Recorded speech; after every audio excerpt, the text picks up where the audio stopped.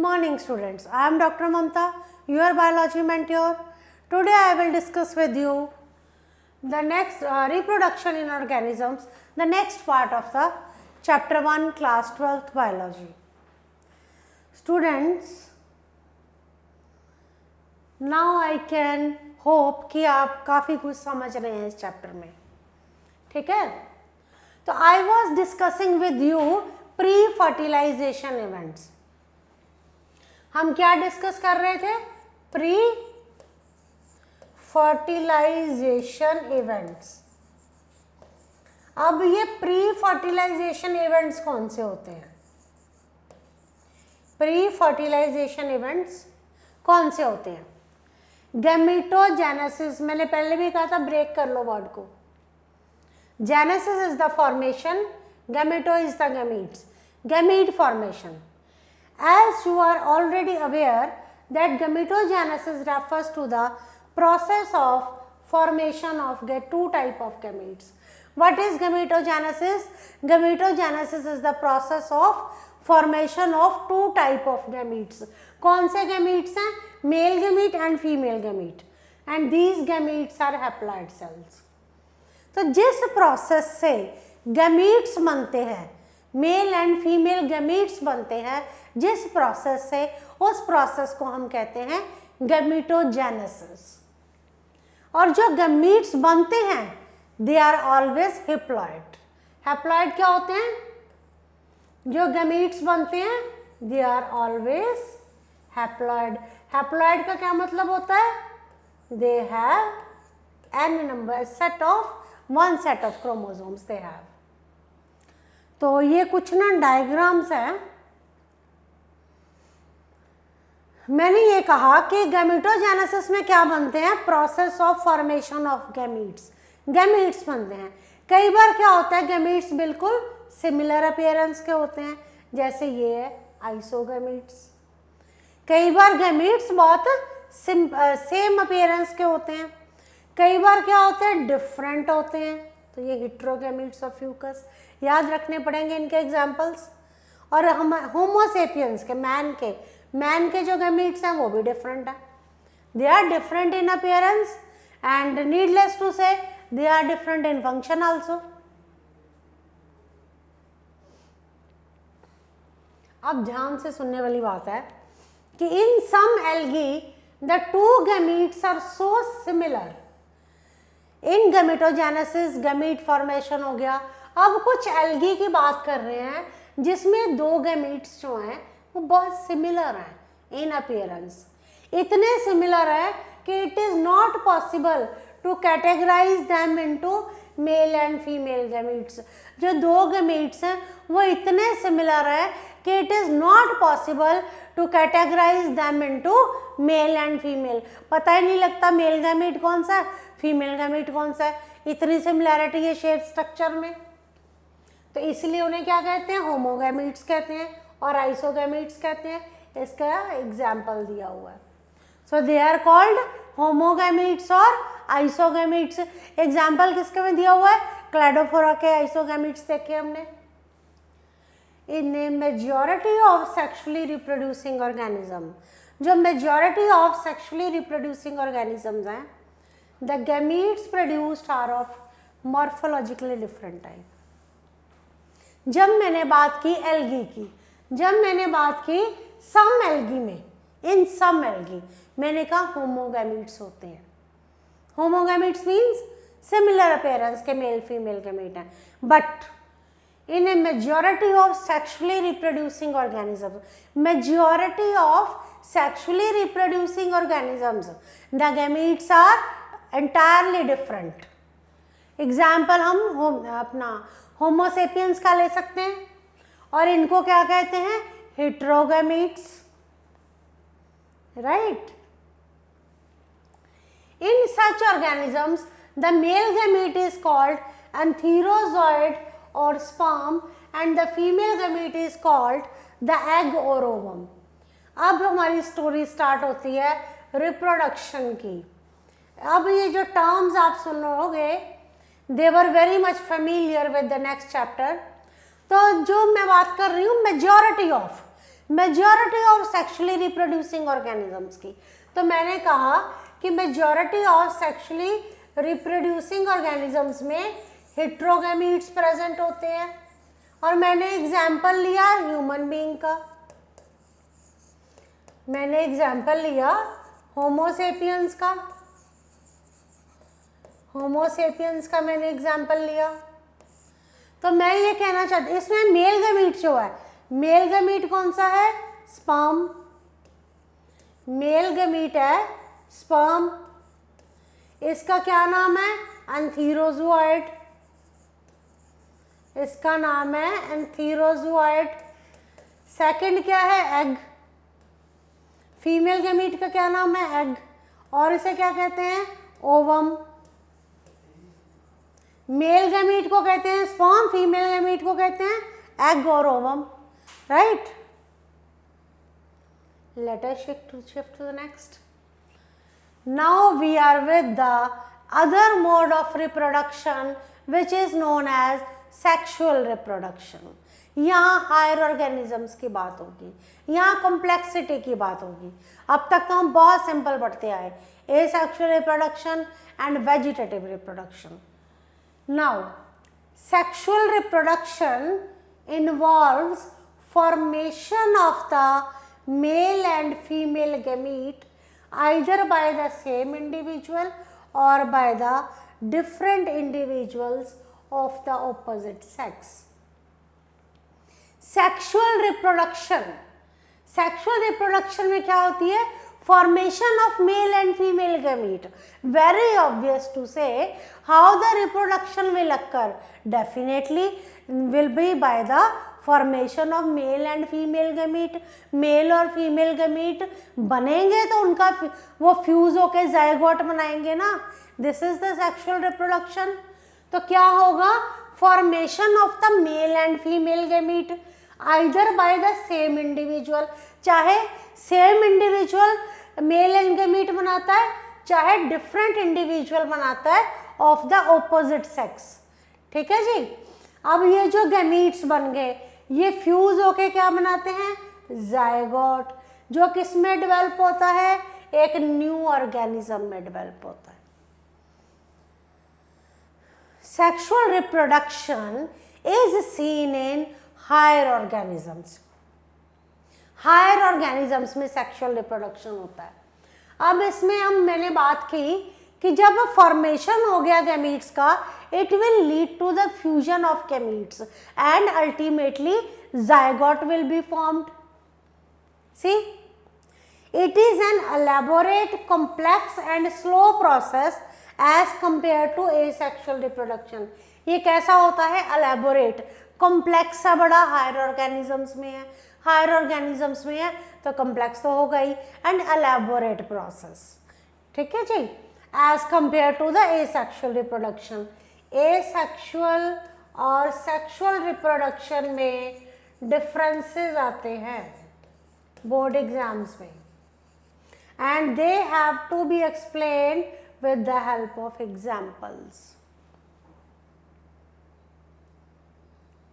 Next shift करते हैं। Because of the fusion of male and female gametes, sexual reproduction result in offspring that are not identical to the parents or amongst themselves.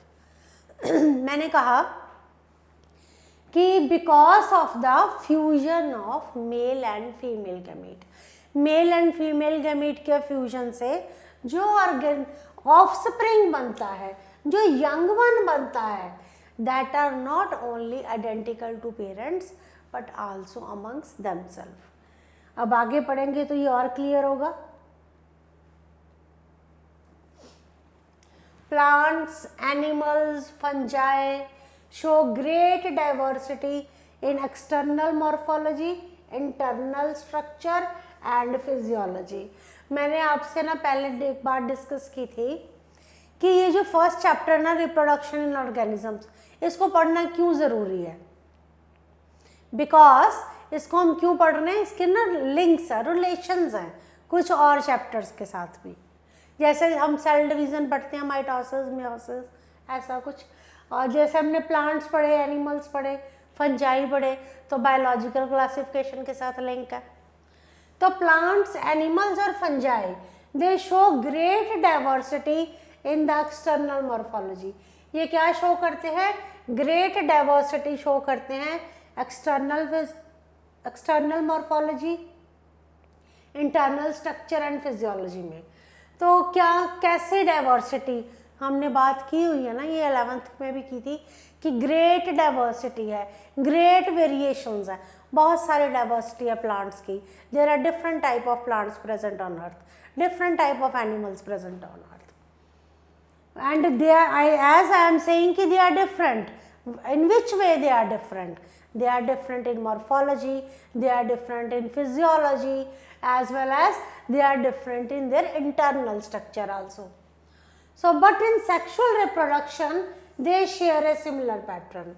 What he is saying, वो कहता है in spite of the dissimilarity in internal structure, in external structure, but when they will come to sexual reproduction, they will follow a similar pattern. जब वो sexually reproduce करेंगे तो similar pattern follow करेंगे, right? Juvenile और the vegetative phase. First हमारा आता है जी juvenile और the vegetative phase. क्या होता है ये? All organisms have to reach a certain stage of growth and maturity in their life. सभी organisms को एक स्टेज पे तक पहुंचना होता है। किस स्टेज तक? ग्रोथ की स्टेज तक। हम कहते हैं ना कि एक लिविंग ऑर्गेनिज्म है, वो क्या किया, ग्रो करता है, मैच्योर होता है। तो मैच्योर होने तक की स्टेज पर, before they can reproduce sexually, that period of growth is called juvenile period. जिस स्टेज में एक ऑर्गेनिज्म ग्रो करता है, मैच्योर होता है, या मैं ये भी कह सकती हूँ before the onset of reproductive phase in them, जब तक वो रिप्रोडक्शन करने के काबिल नहीं होता, उससे पहले की जो स्टेज है, दैट स्टेज इज जुवेनाइल और वेजिटेटिव स्टेज, जुवेनाइल और वेजिटेटिव स्टेज। तो दैट पीरियड ऑफ ग्रोथ, तो ये कौन सा पीरियड है? ये पीरियड है ग्रोथ का, ये पीरियड है मैच्योरिटी का, right? Before they can reproduce sexually. So next is, it is also known as vegetative phase in plants. तो vegetative phase, juvenile phase, ये क्या है? These are the phases of growth and maturity before the onset of reproduction. This was all about the juvenile phase or vegetative phase.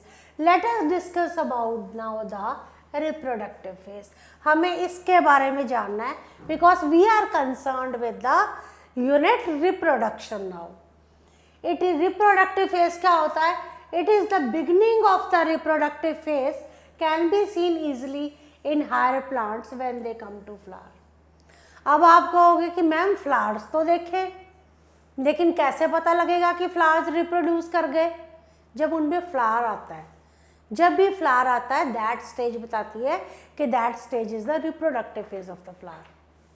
In some plants where flowering occurs more than once, अगर flowering एक से ज़्यादा हो तो क्या होता है?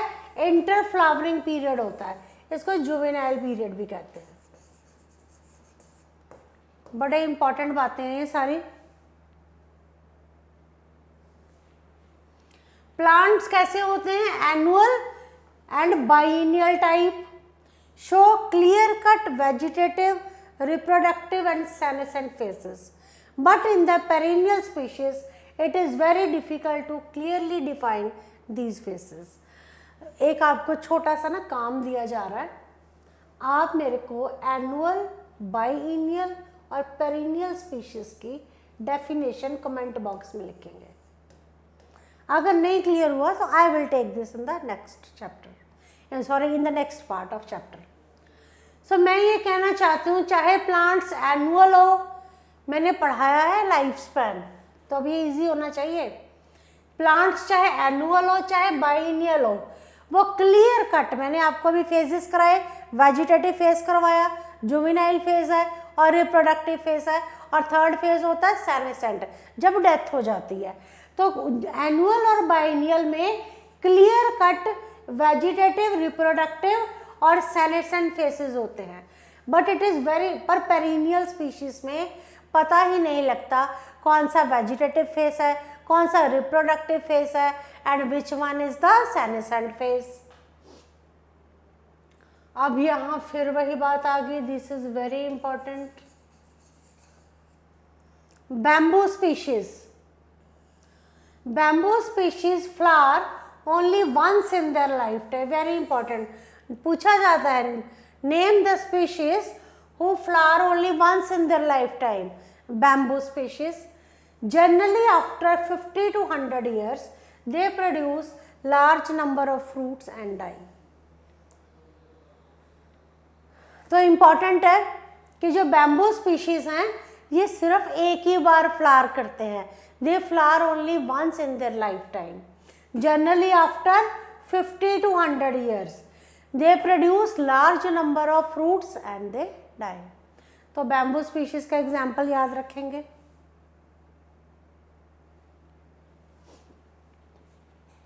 स्ट्रोबिलैंथस कुंथियाना, these are, मैंने बात की थी जब मैंने ये चैप्टर स्टार्ट किया था कि इस चैप्टर में जनरल स्टेटमेंट्स बहुत आएंगी। स्ट्रोबिलैंथस कुंथियाना, नीला कुरंजी, स्ट्रोबिलैंथस कुंथियाना क्या है, नीला कुरंजी है। It flower once in 12 years, 12 साल में एक बार स्ट्रोबिलैंथस कुंथियाना में फ्लावरिंग होती है, वंस इन 12 years। स्ट्रोबिलैंथस कुंथियाना में वंस इन 12 years फ्लावरिंग होती है। ये कहाँ मिलता है, केरल, कर्नाटका एंड तमिलनाडु में। ये जनरल स्टेटमेंट्स हैं। इन एनिमल्स, एनिमल्स में क्या होता है जी, जुवेनाइल फेज, अब तो बताने की ज़रूरत नहीं है कि जुवेनाइल जो है ग्रोथ फेज है, और it is called the vegetative phase. It is followed by morphological and physiological changes prior to active reproductive behavior। क्या मतलब हुआ इस बात का, एनिमल्स में जो जुवेनाइल फेज होता है, ग्रोथ वेजिटेटिव फेज जो होता है, दैट इज फॉलोड बाय, उस ग्रोथ फेज के बाद क्या आते हैं, कुछ फिजियोलॉजिकल चेंजेस आते हैं एनिमल्स में before the start of reproductive, right, कि जो रिप्रोडक्टिव बिहेवियर के स्टार्ट होने से पहले एनिमल्स में कुछ मॉर्फोलॉजिकल एंड फिजियोलॉजिकल चेंजेस आते हैं। ये स्टेटमेंट्स ना आगे काम आएंगी जब हम मेन टॉपिक पे आएंगे। Birds living in nature lay eggs only seasonally.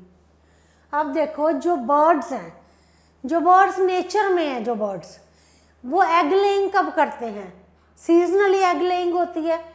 ऐसा ही है ना कि जो बर्ड्स नेचर में है दे ले एग्स सीजनली, बट जो बर्ड्स कैपिटिविटी में हैं, कैपिटिविटी कौन सी हो गई, पोल्ट्री फार्म्स में, जो बर्ड्स पोल्ट्री फार्म्स में होते हैं they can be made to lay eggs throughout the year.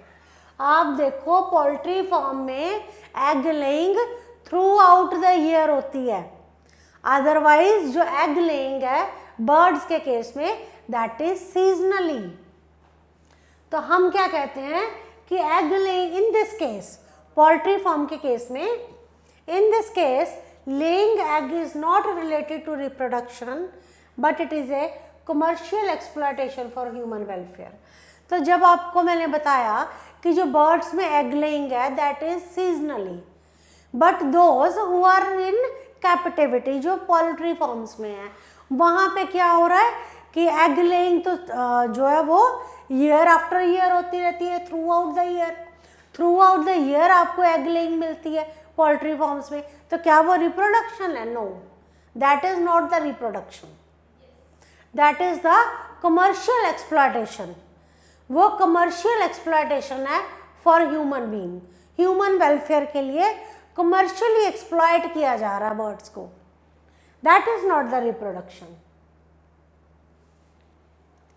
The females of placental mammals exhibit cyclic changes in the activities of ovaries. Females of placental mammals, placental mammals कौन से होते हैं? They exhibit, placental mammals कौन से होते हैं अभी पता लगेगा इस एग्जाम्पल में. In the females of placental mammals exhibit cyclic changes in the activities of ovaries. Actually अभी मैंने ovaries वगैरह आपको पढ़ा ही नहीं है. These terms are related to the chapter human reproduction. तो इसलिए आपको अभी इतना समझ नहीं अच्छी तरह आएगा कि जो फीमेल्स हैं प्लेसेंटल मैमल्स की, एग लेइंग मैमल्स की जो फीमेल्स हैं उनमें एक साइक्लिक चेंज आता है. किस में साइक्लिक चेंज आता है? In the activities of ovaries and accessory ducts as well as hormones during the reproductive phase. तो अभी के लिए आप इतना याद रखो कि जो फीमेल्स हैं प्लेसेंटल मैमल्स की उनमें एक साइक्लिक चेंज आता है in the activities of their ovaries and accessory ducts. ठीक है. तो जो नॉन प्राइमेट मैमल्स हैं जैसे cow, sheep, rat, deer, dog, tiger, such cyclic change किस में साइक्लिक चेंज? ओवरीज की एक्टिविटीज में during the reproductive phase is called oestrus cycle. मैंने क्या कहा? मैंने कहा कि जो फीमेल्स हैं प्लेसेंटल मैमल्स की, फीमेल्स जो हैं प्लेसेंटल मैमल्स की, उनकी एक्टिविटीज में एक साइक्लिक चेंज आता है. ठीक है.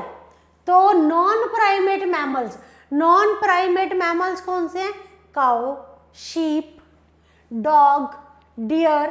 तो उनमें जो उनकी ओवरीज में जो साइक्लिक चेंज आता है उसे कहते हैं ईस्ट्रस साइकिल. उसे क्या कहते हैं? Oestrus cycle. लेकिन जो प्राइमेट्स हैं जैसे monkey, app and humans, it is called menstrual cycle. So we are quite aware with these terms, menstrual cycle and the estrous cycle.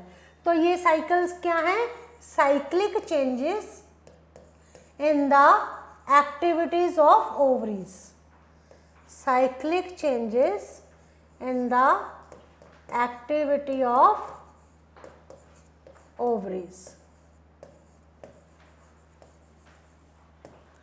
Right?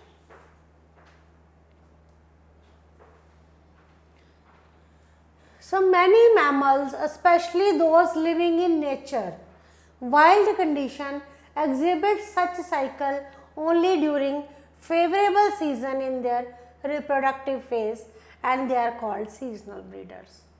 He is saying कि वो mammals जो natural conditions में रहते हैं या wild conditions में रहते हैं, they exhibit such cycle. कौन से cycles? Estrous cycles and menstrual cycle only during favorable season in their reproductive phase. उनका जो favorable season है तो एक कब होता है? favorable season in their reproductive phase. तब ये cycles जो है वो show करते हैं. They exhibit these cycles only during the favorable period of their reproductive phase. इनको कहते हैं seasonal breeders. और अगर mammals through out the reproductive phase reproductive active रहे, अगर mammals through out the reproductive phase reproductively active रहे, मतलब reproductive phase में जो उनका कॉन्टिन्यूएशन में रहे, तो उससे क्या कहते हैं? Continuous breeders. सीजनल ब्रीडर कौन से होते हैं? जो एग्जिबिट करते हैं reproductive phase only during the favourable season. Continuous breeders कौन से होते हैं? Who are reproductively active throughout the year. Reproductive active throughout the year. ठीक है जी, ये बातें थोड़ी सी ना इम्पॉर्टेंट है. Senescent phase, reproduct vegetative phase मैंने डिस्कस किया. मैंने रिप्रोडक्टिव फेज डिस्कस किया। अब आ जाओ सेनेसेंट फेज पे। The end of the reproductive phase can be considered as one of the parameter of senescent phase और ओल्ड एज। अब क्या होता है, रिप्रोडक्टिव फेज का जब एंड हो जाता है, end of the reproductive phase means now the organism will not be able to reproduce।